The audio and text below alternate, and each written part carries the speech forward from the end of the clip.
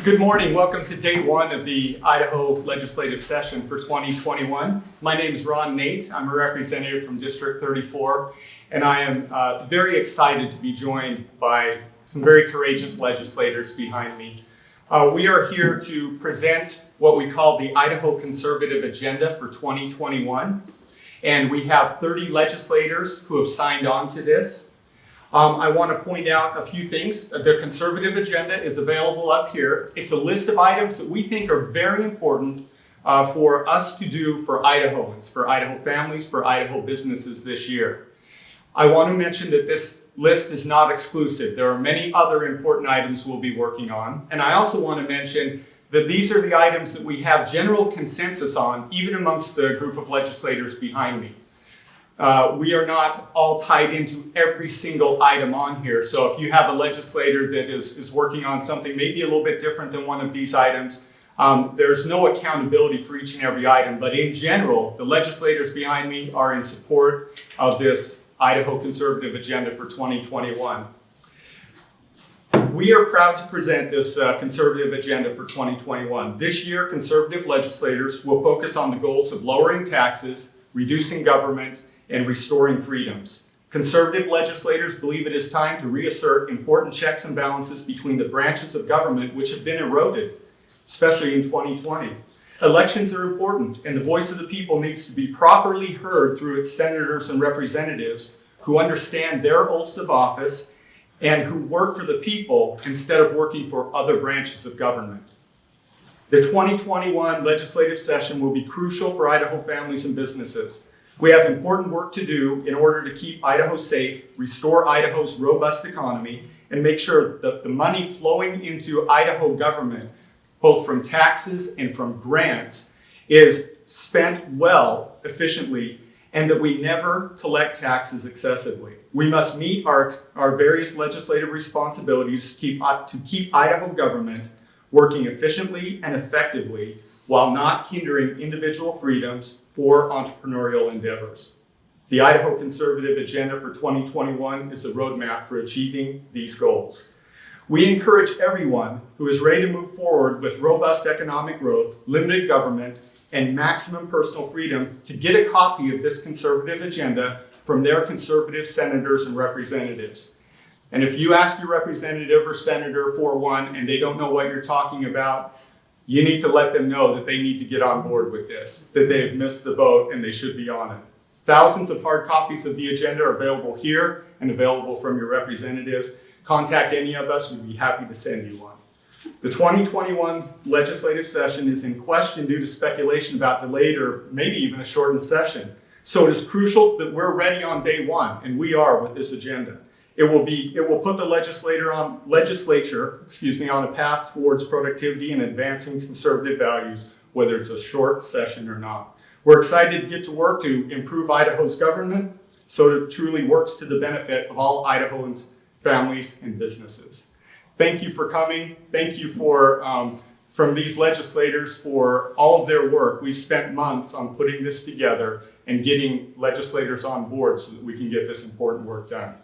I want to recognize all of them behind me. We have 30 legislators signed on to this. We also have the support of our esteemed Lieutenant Governor, Janice McGeachin. I'd like to turn the mic over to her to give her a few comments, and then we'll open it up to legislators to make comments and also field questions. Thank you. Thank you, Ron. Thank you. Thank you so much, Representative Nate, and thank you to the members of the legislature for making me feel welcome here. And I welcome you back to the start of the new legislative session. It's great to be back in the People's House. And the effort here that is underway, I'm fully in support of. There's legislation ideas that, as Representative Nate discussed, lowering taxes, less government, and restoring the freedom of our great state of Idaho. The people of Idaho are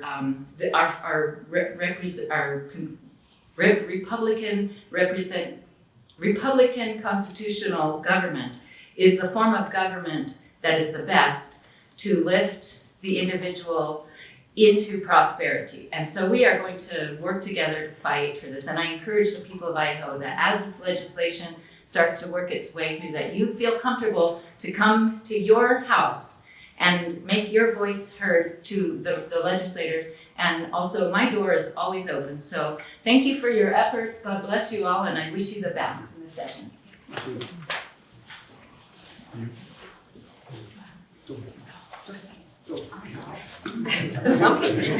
I'll go.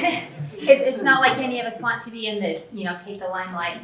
But I'm really excited to be a part of this year. When I decided to run for Senate and got support for that, the idea was to build a solid bridge between the House and the Senate so that we sincerely were working together on legislation for the people. And now that we know that part of the results of the election, we know that the House and the Senate will be in Democrat control. We had a message from Mr. Biden over the weekend that he's going to take down the NRA, which is code word for take down the gun owners. So it will be imperative, very imperative, that from now on, as a legislature and as citizens of this great state, that our focus will be on our state sovereignty and our personal autonomy.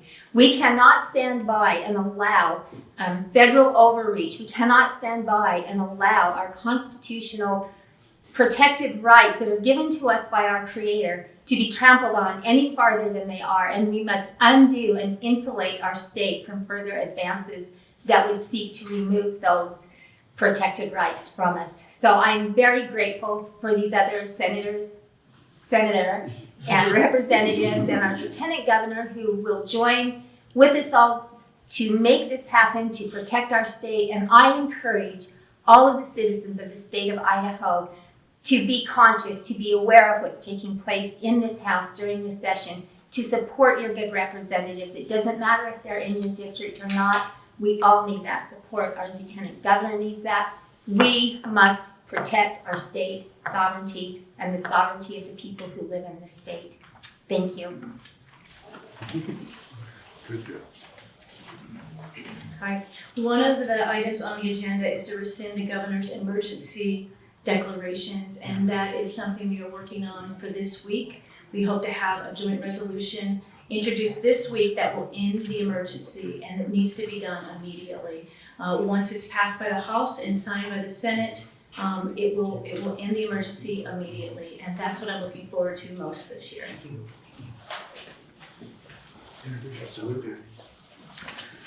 Good morning, I'm Representative Tammy Nichols, and it is my honor to be here today to be able to speak with everyone and to also give my support for this agenda that we have put out as our goals for this legislative session. Because of things that I've been hearing from constituents and from Idahoans all across the state in regards to their concerns on mandated vaccines, it is my honor to be able to work on, and we'll soon be introducing a bill to make sure that people have the ability to control what is put into their bodies and that they will not be coerced or mandated to put things into their bodies that they do not feel comfortable with. Again, we want to make sure that people are able to control those things and that their rights are not trampled on because of a vaccine that is being mandated. So we're going to work, we have a bill that's getting ready to come out, and I have asked Representative Dorothy Moon to also co-sponsor that with me. We'll be collecting other co-sponsors in the legislature, and Senator Christy Zito will be helping us on the Senate side with that bill. So we want to make sure that people are able to stay healthy, but also be able to determine what is put into their bodies. And so we're excited to see that. And again, we do need to fortify our states. We want to make sure our states are strong. We can't control everything that happens in DC, but we can control what's in our backyard. And we need the great people of Idaho to help us in that process. So thank you. Hi, thank you. Representative Vito Barbier, District 2. As you can see, there are a lot of priorities that we have to deal with in a very short amount of time. Another priority is elections. We've got to buttress and secure the elections to make sure that they're appropriately handled and they're not being mandated from the executive branch, which leads me to the other issue in terms of the legislative branch clawing its way back to equality with the other two branches. So these priorities are going to be paramount, and we're going to be working on those as well. Thank you.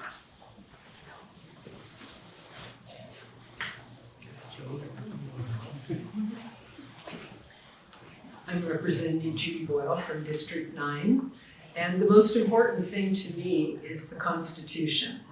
In the Constitution, both the Idaho and the US Constitutions, there is the separation of powers. It does not say all branches are equal. It says they have separate authorities. And Hamilton warned us that the legislature must always jealously guard those authorities. We have not done that, and it's time that we start. Good morning. I'm Representative Dorothy Moon from Legislative District 8. And the issue I want to address are the educational savings accounts. This was something that was discussed in the Education Committee prior to the extraordinary session. It wasn't allowed to be heard during the extraordinary session, but weeks later, the governor initiated Strong Families, Strong Students program, which would allow $1,500 to be utilized by parents in educating their children when all of these alternative hybrid methods were coming out statewide. I really believe that we need to continue with the education savings account.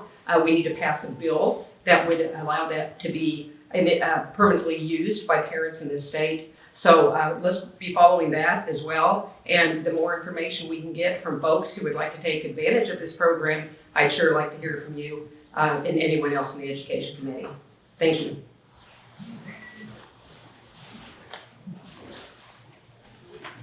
Anyone else? All right, I'd like to again thank all the legislators, remind everyone in the room and the media here that the press releases are available up front as well as copies of the conservative agenda for Idaho.